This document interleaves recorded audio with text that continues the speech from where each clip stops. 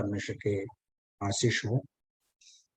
हमने पढ़ा प्रेरितों की किताब, उसका 2 अध्याय 1 से लेके 13 पदों को हमने पढ़ा है। Acts chapter 2 versus 1 to 13।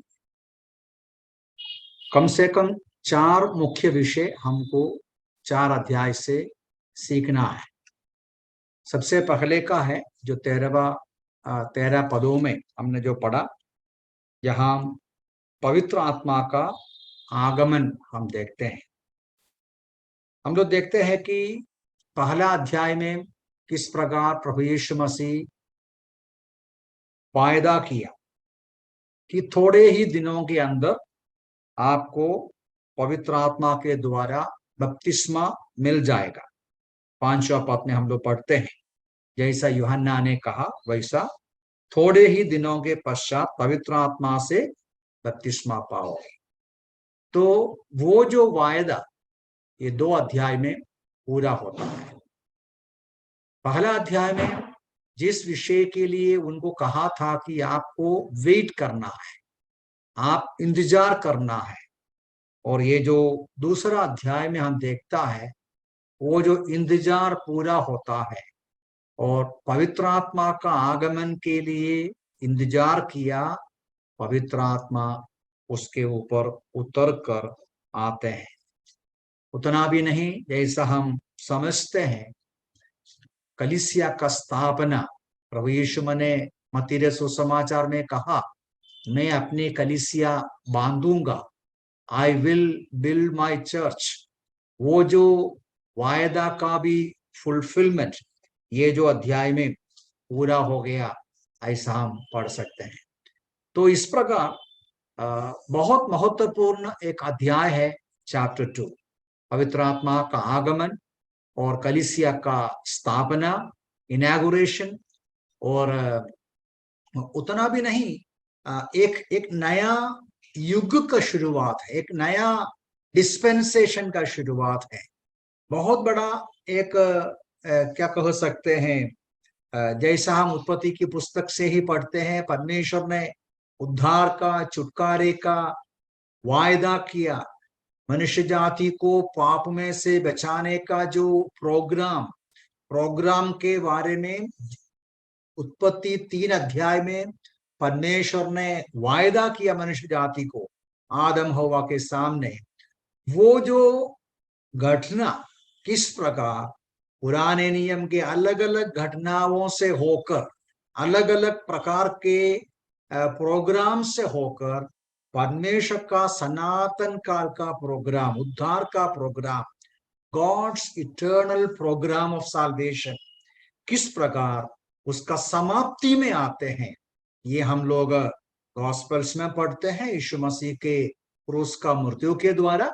लेकिन खास तौर से एक्ट्स 2 में एक नया युग, कलीसिया का युग, पवित्र आत्मा का युग, अनुग्रह का युग शुरू होते हुए हम देख सकते हैं। इस प्रकार चैप्टर 2 बहुत ही महत्वपूर्ण एक अध्याय है।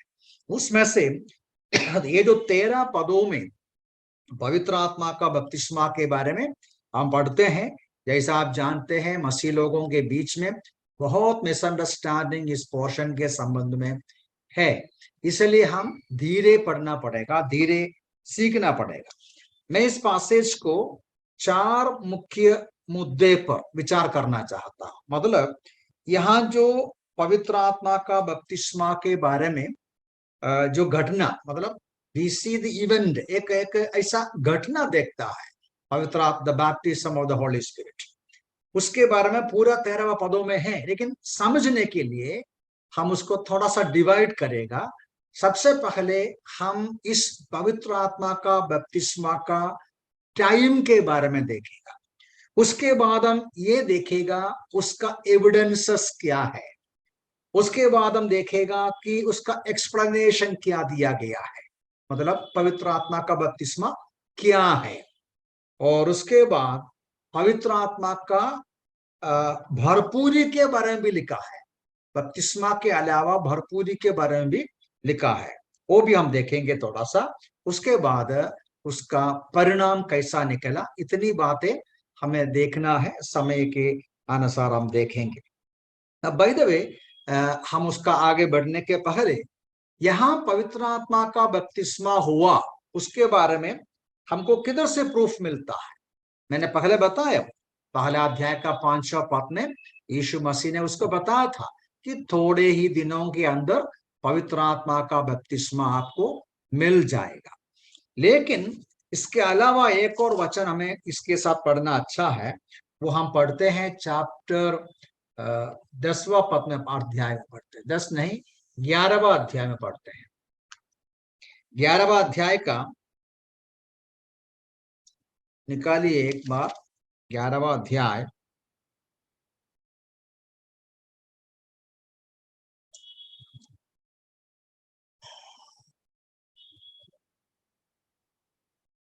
ओके,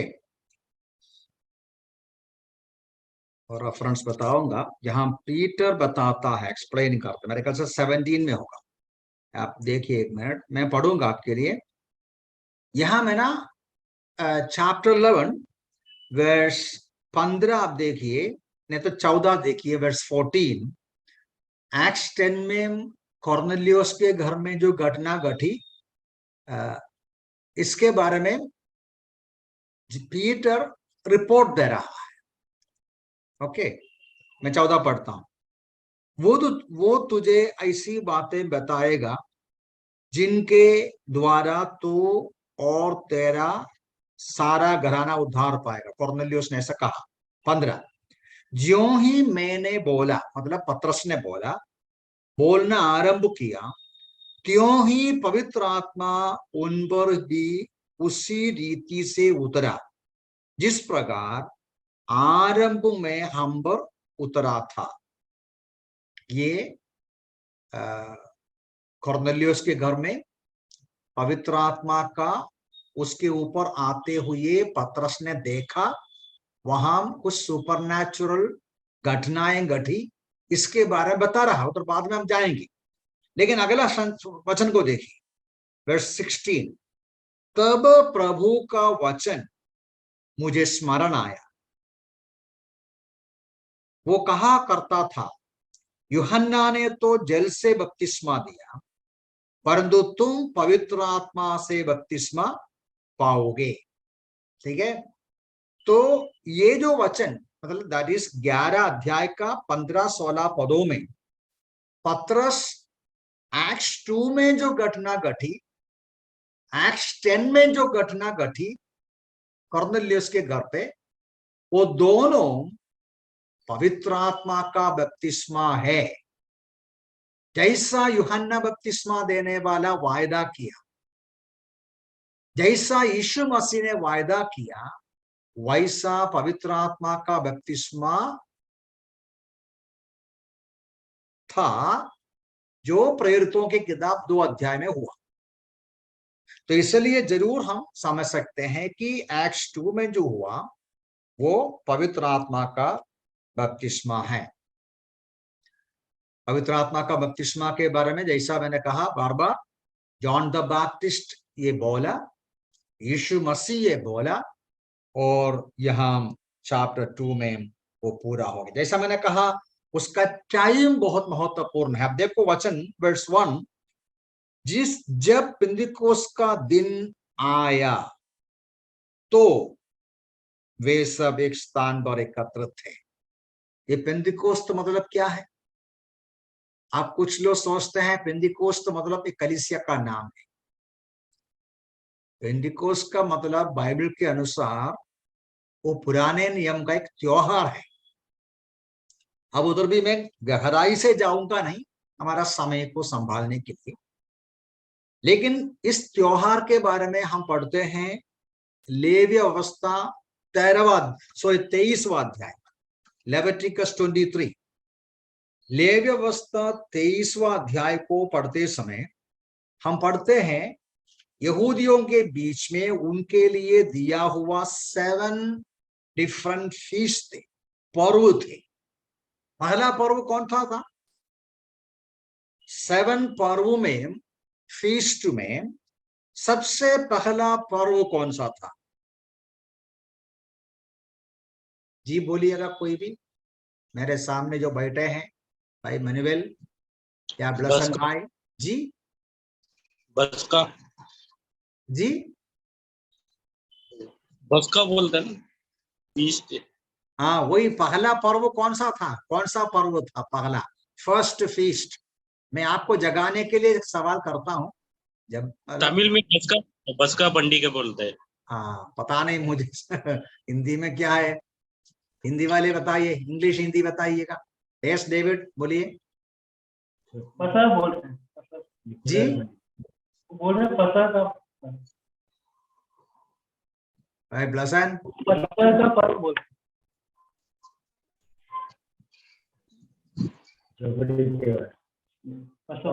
किसी को मालूम नहीं?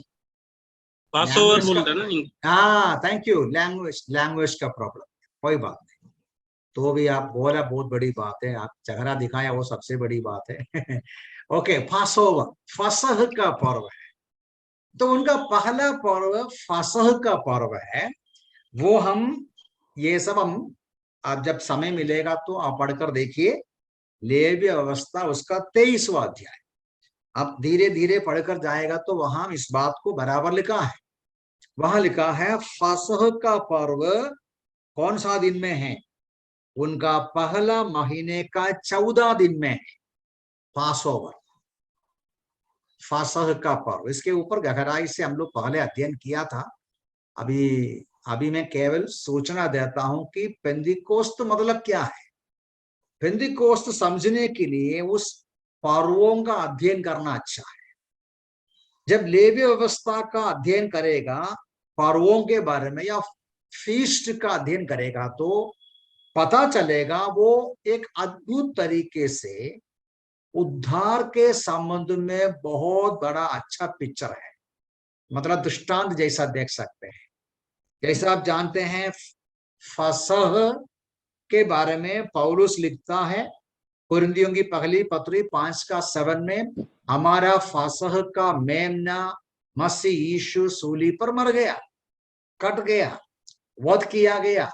तो पासोवर या फसह हमें दर्शाते हैं कि किस प्रकार यीशु मसीह पापी मनुष्यों के लिए मेमने के रूप में, फसह का मेमने के रूप में बलिदान हो गया, सारे मनुष्य जाति के पापों को उठाकर सूली पर बलिदान हो गया। ये जॉन्स गॉस्पेल 129 में यूहन्ना ने बताया, देखो जगत का पापों को उठा ले जाने वाला मेमना, और यीशु मसीह फसह का मेमना है। तो फसह का मतलब वो है। उसका नेक्स्ट फीस्ट कौन सा है, वो 15वां दिन है, मतलब नेक्स्ट डे का फीस्ट को हिंदी में लिखा है मेरे ख्याल से प्रथम फल का पर्व या फीस्ट ऑफ दी, नहीं वो नहीं, सॉरी, उसके पहले वो इधर 15, देखो वर्स, कौन सा वर्स है वो मैं बताता हूँ। 4 और 5 में पढ़ूंगा, 5 पढ़ता हूं। पहले महीने के 14वें दिन गोधूली के समय यहोवा का फसह का पर्व मनाया जाएगा। Okay, that is Leviticus 23:5 verse 6। तब उसी महीने के 15वें दिन यहोवा के लिए अखमीरी रोटी का पर्व मनाए जाए।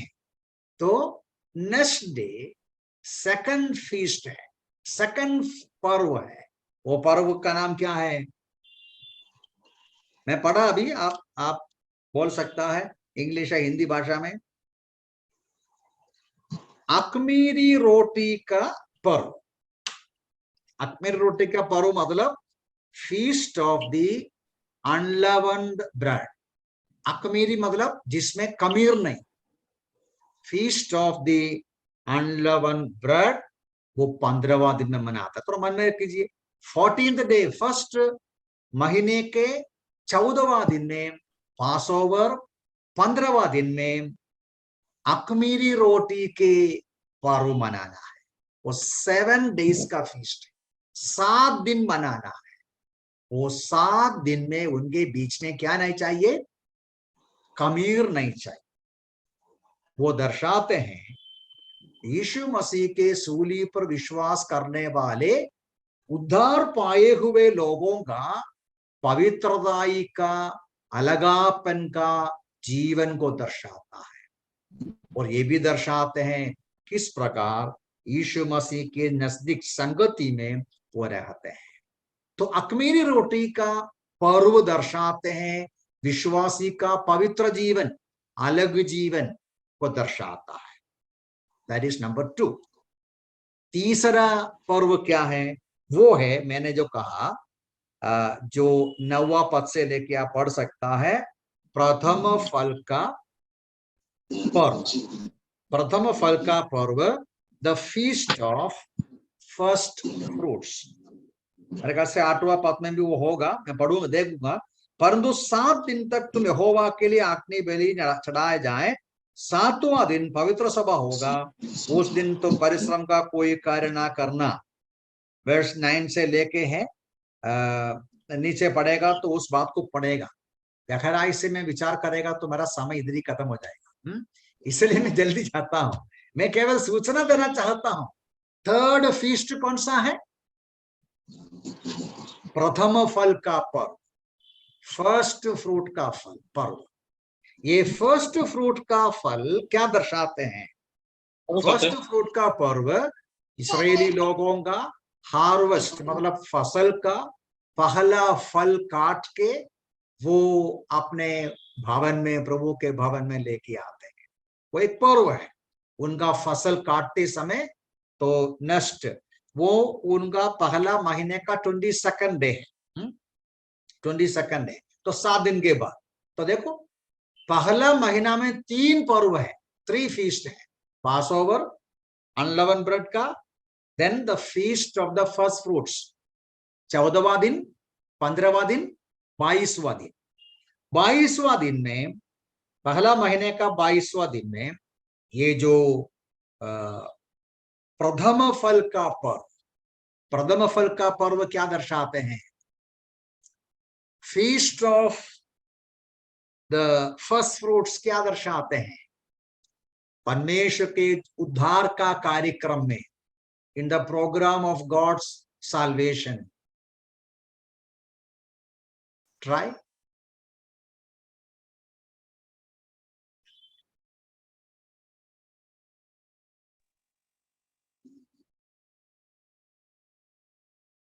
फर्स्ट फ्रूट्स क्या दर्शाते हैं? प्रभु यीशु मसीह जी उठना। हाँ, यीशु मसीह मृतकों में से पहला फल के रूप में जी उठा। कहाँ लिखा है? वो लिखा है पहला कुरिन्थी 15वां अध्याय का 20-23 पदों में लिखा है। यीशु मसीह का पुनरुत्थान को दर्शाता है। तो ये तीनों पर्व पहला महीने का 14, 15, 22वां दिनों में होता है। फोर्थ फीस्ट का कितना दिन? अब आपको बाद में अध्ययन कीजिए। पहला फ्रूट्स, फर्स्ट फ्रूट्स के त्योहार के 50 दिन के बाद, 50वां दिन में, 7 हफ्ते के बाद, फर्स्ट फ्रूट्स का 7 वीक्स के बाद, 50th डे। पेंटिकोस्ट का मतलब ही क्या है? 50वां दिन। पेंटिकोस्ट का मतलब 50वां दिन है। यह तो बहुत इंटरेस्टिंग है। 50वां दिन का ये जो पेंटिकोस्ट त्योहार, अब इसके बारे में भी गहराई से अध्ययन करेगा तो बहुत इंटरेस्टिंग लेसन हमको मिलता है। लेकिन प्रभु यीशु मसीह का पुनरुत्थान के बिल्कुल 50वां दिन में पेंटिकोस्ट का दिन आता है। 40 दिन के बाद वो स्वर्ग में गए, वापस गए। अब 10 और दिन के बाद पवित्र आत्मा आते हैं। पवित्र आत्मा का ये जो बपतिस्मा का वो जो टाइम, कलीसिया का स्थापना का वो जो टाइम, कलीसिया का इनागुरेशन का वो जो टाइम, परमेश्वर की बड़ी योजना का फुलफिलमेंट है। ऐसा नहीं सोच सकता कि अचानक ये तो परमेश्वर ने अपना जो इटर्नल प्रोग्राम में प्लान किया, वो जो प्रोग्राम के अनुसार ये त्योहार का दिन में यीशु मसीह का पवित्र आत्मा का बपतिस्मा और कलीसिया का शुरुआत होता है। अब आगे और कितना फीस्ट है? अब 4 हो गया, 4 का फुलफिलमेंट हमने देखा, अब 3 और है। इसके बारे में आप खुद अध्ययन कीजिए। Feast of the trumpets and day of atonement और the tabernacle. Feast of the trumpet मतलब नरसिंगे का पर्व, प्रायश्चित का पर्व और झोपड़ियों का पर्व, ये आप बाद में अध्ययन कर सकते हैं। तो ये तो इंटरेस्टिंग बात है। अब इंग्लिश भाषा में ऐसा भी मेरे ख्याल से लिखा है, when the Pentecost had fully come, ऐसा शब्द भी लिखा है ना, fully come। हिंदी में ऐसा कुछ दिखता नहीं। जब पेंटिकोस्ट का दिन आया, वो दिन परमेश्वर का योजना में था, तो वो that is about that time।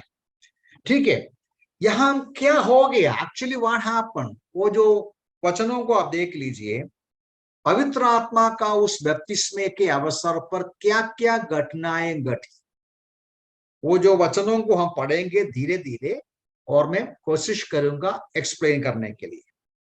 Verse 2, एकाएक, उधर लिखा है वर्स 1, पेंटिकोस्ट का दिन आया तो वे सब एक स्थान पर एकत्रित थे।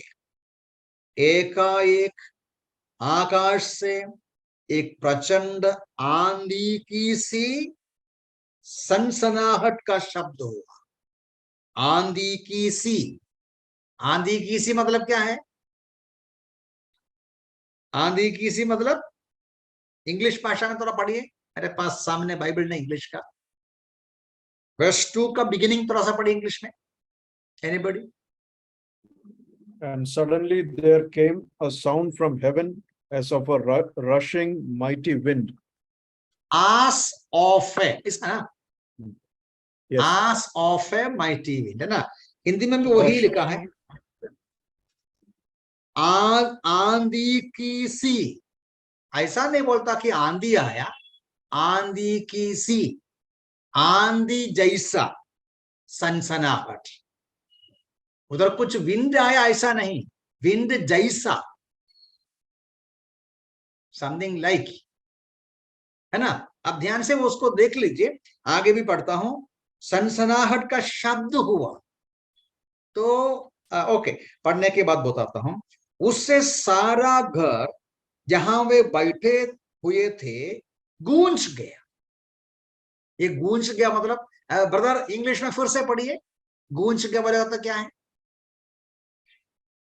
Again, read in English, please. And it filled all the house where they were sitting. Fill, पूरा घर फैल गया। तो यहां जैसा लोगों ने देखा, मतलब पेंटिकोस्ट का दिन पवित्र आत्मा का बपतिस्मा हुआ, उसके बारे में रिपोर्ट लिख रहा है लूका, उसका इतिहास लिख रहा है। एक बहुत बड़ी आवाज सुना, कुछ दिखाई दिया, पूरा रूम फैल गया, भर गया, एक आंधी जैसा आवाज सुना। और आगे भी देखो वर्स 3, उन्हें आग के समान, फिर से देखो, आग के समान, आग नहीं, आग के समान जीभें विभाजित होती हुई दिखाई दी। उनमें से प्रत्येक पर 8 टहरी। तो दो बातें मुख्य रूप में, वहां बैठे हुए लोग कुछ न कुछ घटना, आवाज सुनी, कुछ अजीब बातें देखा। Something to be seen and something to be heard. They heard something special, they saw something special. हवा के समान, आंधी के समान, आग के समान, आग के समान जीभ देखा, आंधी के समान आवाज सुनी। बहुत माइटी सुपरनैचुरल थिंग्स वहां होता है। तो एक बात सही है, एक सुपरनैचुरल मतलब क्या बोलेगा, मनुष्य के सामर्थ्य के बाहर की बातें वहां घटी, सुपरनैचुरल थिंग्स, अमानुषिक थिंग्स। ये क्या था, उसका एक्सप्लेनेशन क्या है, यहां क्या हो रहा था? अब इसके बारे में थोड़ी देर पहले मैंने प्रेरितों का 11वां अध्याय का पढ़ा मैंने। अब पहला कुरिन्थी 12वां अध्याय में प्रेरित पौलुस इसके बारे में कहता है, यहां क्या हो रहा था। पतरस ने कहा वहां आत्मा का बपतिस्मा हुआ, हमने पढ़ा, वो फिर से पढ़ने का जरूरत नहीं। एक्ट्स 2 में जो हुआ और एक्ट्स 10 में कॉर्नेलियस के घर में हुआ, पतरस बोला ये दोनों जगह में यीशु मसीह जैसा हमें कहा वैसा पवित्र आत्मा का बपतिस्मा हुआ। अब पौलुस हम चैप्टर 12 पहला कुरिन्थी 12वां अध्याय में बराबर बताते हैं ये पवित्र आत्मा का बपतिस्मा का उसका जो मतलब क्या है, उसका जो एक्सप्लेनेशन क्या है, वहां सचमुच में क्या हुआ। जो दिखाई दिया, जो सुना, वो तो उसका एविडेंस है, उसका जो दृश्य है, मतलब जो सुनी हुई बातें हैं, लेकिन उसका सिग्निफिकेंस क्या था, उसका पीछे का मतलब क्या था, क्या हो रहा था। ये जो पहला कुरिन्थी उसका 12वां अध्याय का 13वां पद को देखिए, वहां पौलुस इस बात को लिखा है, क्योंकि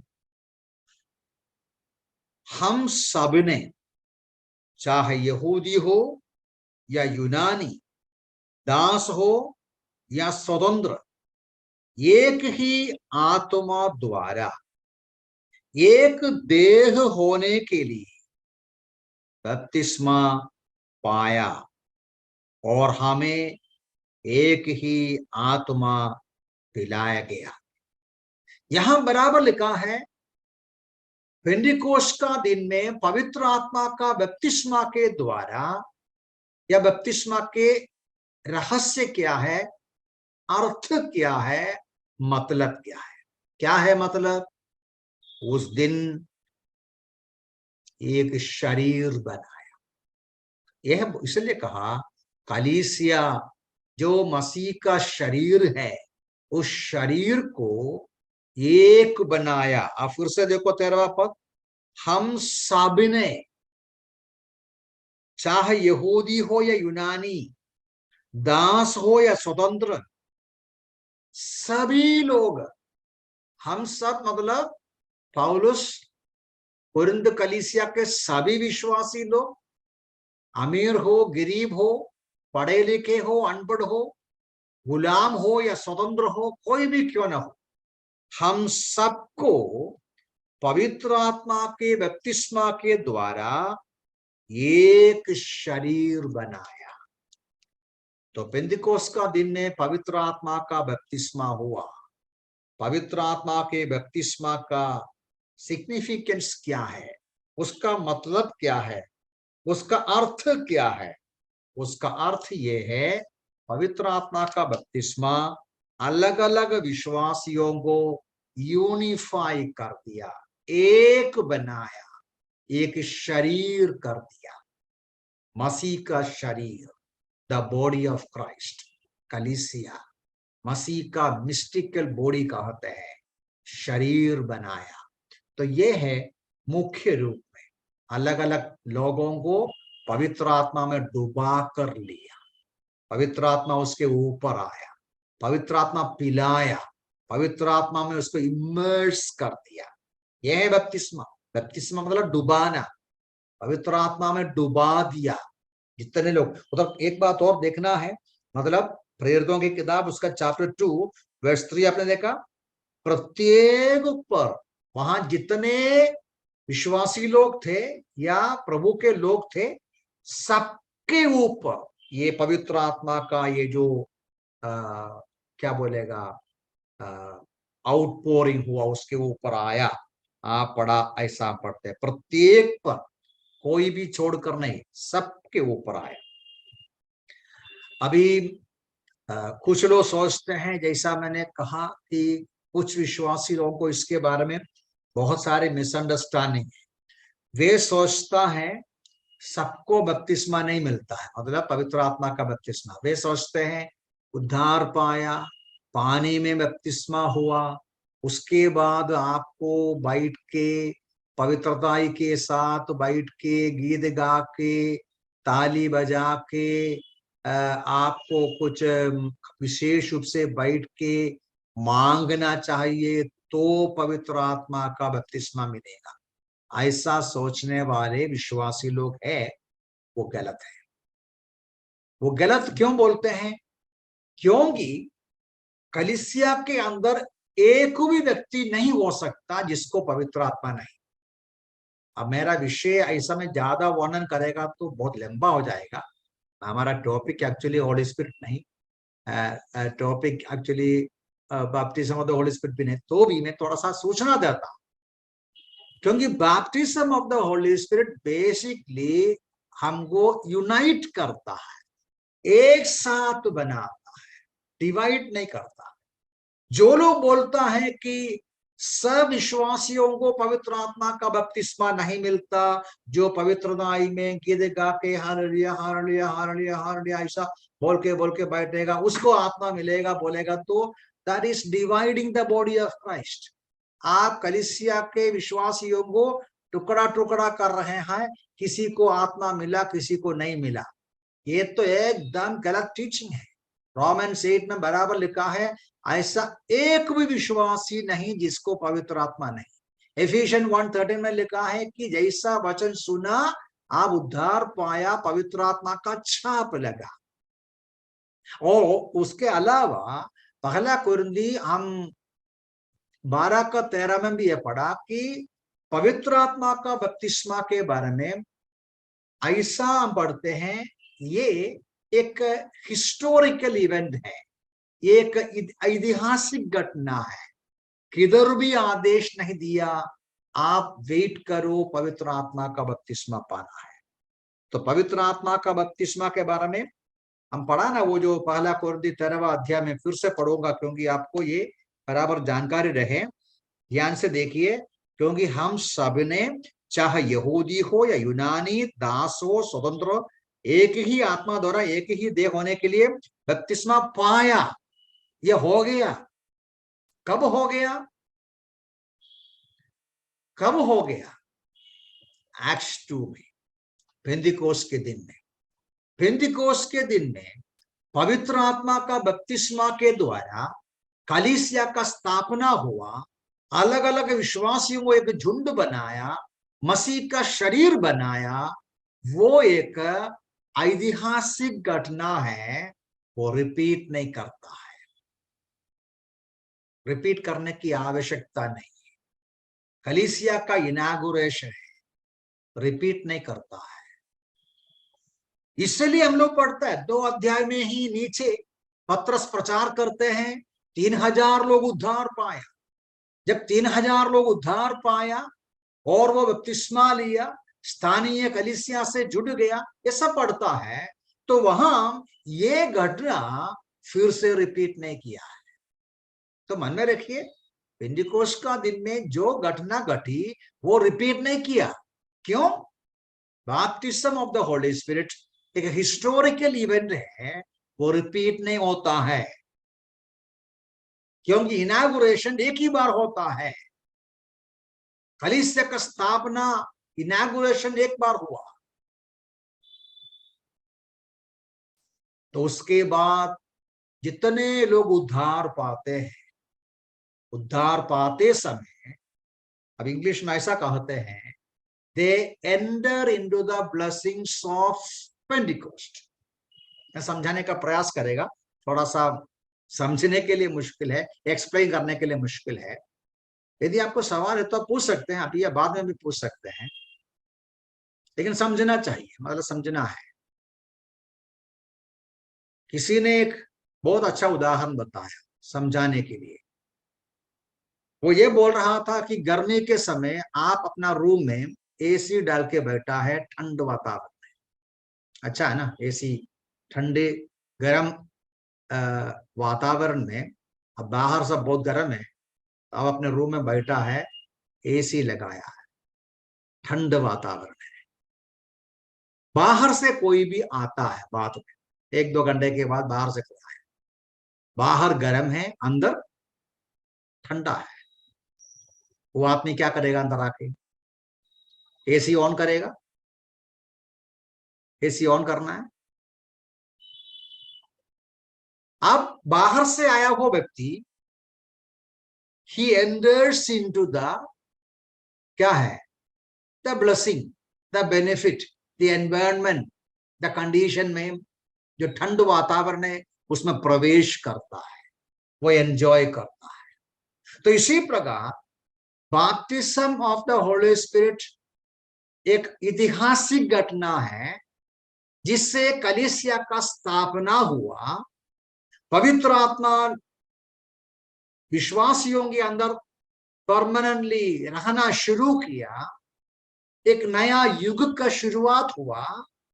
वो जो शुरुआत पर जो घटनाएं घटी वो रिपीट नहीं करता। चैप्टर 2 का 2000-3000 का उद्धार, चैप्टर 4 में आते समय और 5000 सब आया, उधर किधर भी ये घटनाओं को रिपीट करते हुए देखता नहीं, और किधर भी लिखा भी नहीं, आदेश भी नहीं दिया कि आपको पवित्र आत्मा का बपतिस्मा के लिए और इंतजार करना है, क्योंकि ये एक ऐतिहासिक सच्चाई है। जैसा आदम पाप किया, हम सब पापी बन गए। आदम का पाप के वजह से हम सब मनुष्य जाति पापी बन। यीशु मसीह पर विश्वास करने से हमारा उद्धार होता है, फिर से यीशु मसीह सूली पर मरता नहीं। और उसी प्रकार ये जो घटना में भी हम देखता है, we enter into the blessings of Pentecost, एक फ्रेश घटना घटते नहीं। अब ठीक ही बात है, जैसा मैंने पहले बताया, एक्ट्स 8वां अध्याय में, 10वां अध्याय में, 19वां अध्याय में 3 और बार पवित्र आत्मा विश्वासियों के ऊपर सुपरनैचुरल तरीके से आया। आपका मालूम होगा, वो मैंने बताया कि रिपीट नहीं किया, लेकिन 3 बार रिपीट किया। कई बार शायद ये बताया था, प्रेरितों की किताब ट्रांसिशन पीरियड है। ट्रांसिशन मतलब एक युग, एक पर्टिकुलर युग में से, या पुराना नियम नया नियम, और पुराना एक डिस्पेंसेशन से एक नया डिस्पेंसेशन का ट्रांसिशन होता है। कलीसिया का युग का एक ट्रांसिशन है। वो जो ट्रांसिशन में, वो जो बदलावट में एक्सेप्शनल तरीके से 3 और अवसर पर सुपरनैचुरल तरीके से पवित्र आत्मा है। ये सारी बातें रिपीट नहीं किया, सिमिलर बातें रिपीट नहीं किया, लेकिन कुछ न कुछ घटनाएं घटी। चैप्टर 8 बाद में देखेंगे, जहां पतरस और जॉन जाकर प्रार्थना करने के बाद ही फिलिप्पुस का द्वारा उद्धार पाया हुआ लोगों को पवित्र आत्मा मिला, ऐसा पढ़ता है। वहां उनका प्रार्थना के द्वारा मिला शमरी लोगों। और चैप्टर 10 में कॉर्नेलियस के घर में अन्य जातियों का उद्धार, वहां भी पतरस का प्रचार सुना, पवित्र आत्मा आते हैं, वो कहता भी है जैसा हमारे चैप्टर 2 में हुआ वैसा घटना घटी। देन उसके बाद चैप्टर 19 में ये तीनों परिस्थिति को पढ़ेगा तो पता चलेगा 3 विभिन्न प्रकार के झुंड थे। एक शमरी लोग थे, जिससे यहूदी लोग लेन देन नहीं करता था। दूसरा अन्य जाति थे, उससे भी यहूदियों को संबंध नहीं था। तो इसलिए परमेश्वर ने उनको जब पवित्र आत्मा दिया, उनको कलीसिया में जोड़ा, एक सुपर नेचुरल, मतलब क्या बोल सकते हैं, एक अमानुषिक प्रकार के अद्भुत कार्य के द्वारा पवित्र आत्मा उसके ऊपर आया। 8वां अध्याय में, 10वां अध्याय में, 19वां अध्याय में अगेन एक अलग प्रकार के झुंड थे। यूहन्ना बपतिस्मा देने वाले के शिष्य लोग थे, अलग प्रकार के कुछ, उनके ऊपर भी पवित्र आत्मा का आगमन विशेष रूप से होता है। इसके अलावा किधर भी पवित्र आत्मा का बपतिस्मा का ये जो घटना का रेपिटेशन हम देखता नहीं। ठीक है, तो मैंने उसका पेंटिकोस्ट का दिन में पवित्र आत्मा उसका बपतिस्मा हुआ, उसका टाइम के बारे में थोड़ा सा बताया, और उसके बाद उसका एविडेंसेस के बारे में बताया कि जो देखा, जो सुना, और उसके बाद वो जो एक्सप्लेनेशन बताया कि वो क्या था, उसका वर्णन जहां किया है, खासतौर से पहली कुरिन्थी 12वां अध्याय में। अब उसके बाद वर्स 4 को देख लीजिए, वहां लिखा है और भी कुछ घटना घटी। अब देखा, वे सब पवित्र आत्मा से भर गए, वे सब पवित्र आत्मा से भर गए। तो पवित्र आत्मा का बपतिस्मा वे पाया। उसके अलावा एक बात और होता है, वे सब पवित्र आत्मा से भर गए।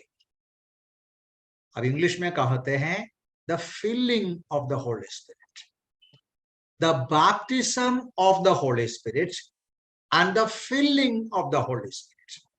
पवित्र आत्मा का बपतिस्मा, पवित्र आत्मा का भरपूरी, ये दोनों दो बात है, दोनों अलग अलग विषय है। आप देख लीजिए, और भी कुछ वचनों को देख लीजिए। चैप्टर 4 का 8वां पद को देखो, चैप्टर 4 वर्स 8 को देख लीजिए। चैप्टर 4 का 8वां पद देखते समय, तब पतरस ने पवित्र आत्मा से परिपूर्ण होकर उनसे कहा। 31 देखो, चैप्टर 4 का 31, जब वे प्रार्थना कर चुके तो वो स्थान जहां वे एकत्रित थे हिल गया, वे सब पवित्र आत्मा से परिपूर्ण हो गए। 6 का 5 पढ़ते समय, ये बात समस्त मंडली को उचित जान पड़ी। उन्होंने स्तिफनोस नामक एक पुरुष को जो विश्वास और पवित्र आत्मा से परिपूर्ण था। 755 पढ़ते समय वहां स्टीफन के बारे में लिखा है, स्तिफनस के बारे में लिखा है, परंतु उसने पवित्र आत्मा से परिपूर्ण होकर, और भी आगे है। तो यहां क्या देखता है, पवित्र आत्मा का बपतिस्मा रिपीट नहीं हुआ, लेकिन पवित्र आत्मा का भरपूरी बार बार हुआ। पवित्र आत्मा का बपतिस्मा एक बार हमेशा के लिए हो गया, लेकिन पवित्र आत्मा का भरपूरी एक विश्वासी को बार बार अनुभव करना है। ये क्या है भरपूरी का मतलब? अब केवल यहां नहीं, एफिसियों की पत्री 5 का 18 में पौलुस आदेश भी देता है, इंस्ट्रक्शन देता है। मैं पढ़ूंगा आपके लिए।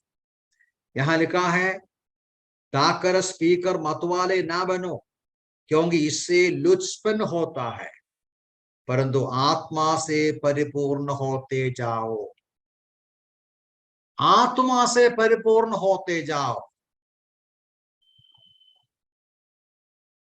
18 पद मैंने पढ़ा अभी।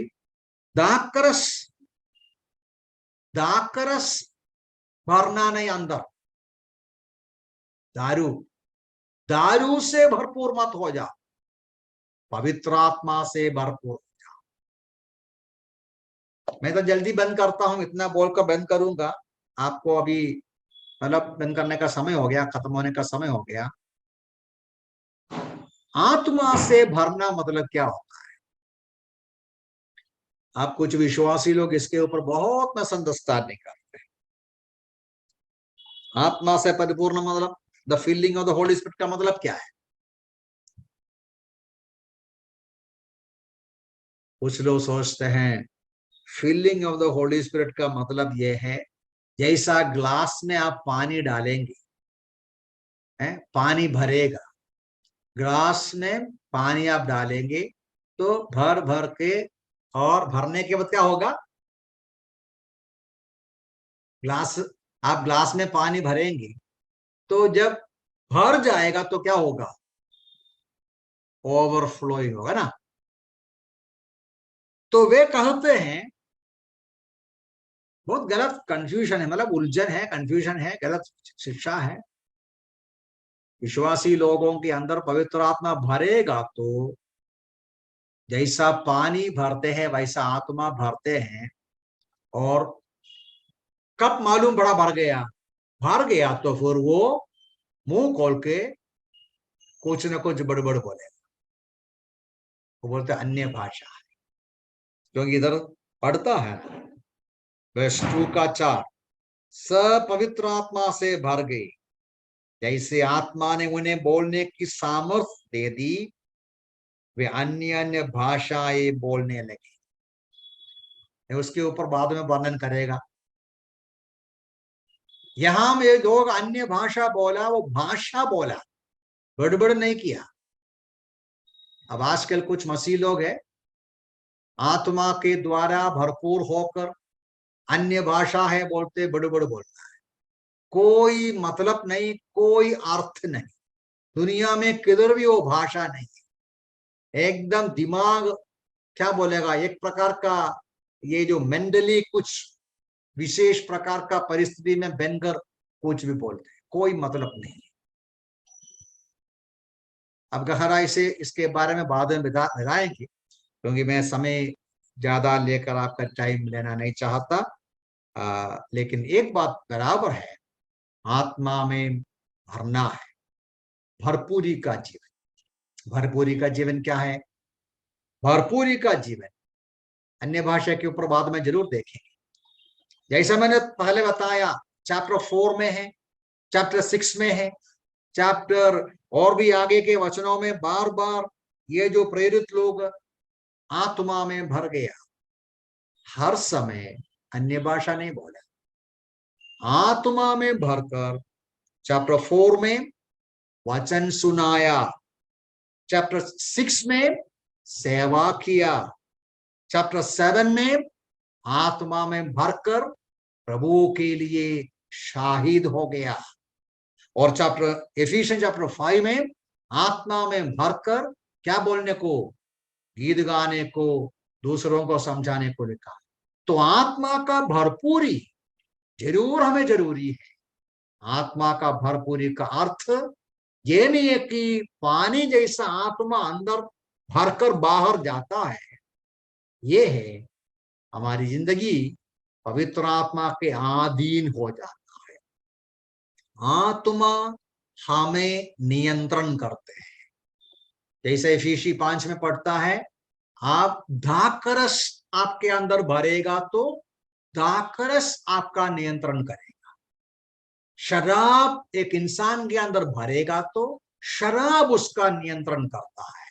वहां बोलता ऐसा नहीं, एक विश्वासी को नियंत्रण करने का पवित्र आत्मा नियंत्रण करना है, पवित्र आत्मा के अधीन जीना है।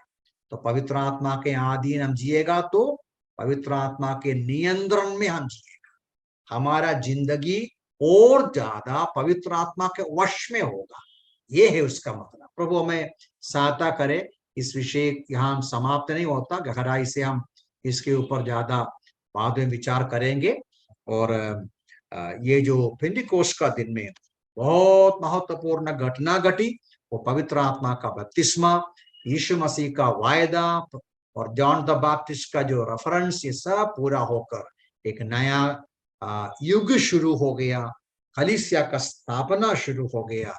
और पवित्र आत्मा के बपतिस्मा के द्वारा अलग अलग विश्वासी लोग एक शरीर बनाया गया और हमारे हृदय में पवित्र आत्मा भरा हुआ कि जिंदगी भी हमें चाहिए। प्रभु इन वचनों से हमें सहायता करें। प्रभु के नाम की महिमा।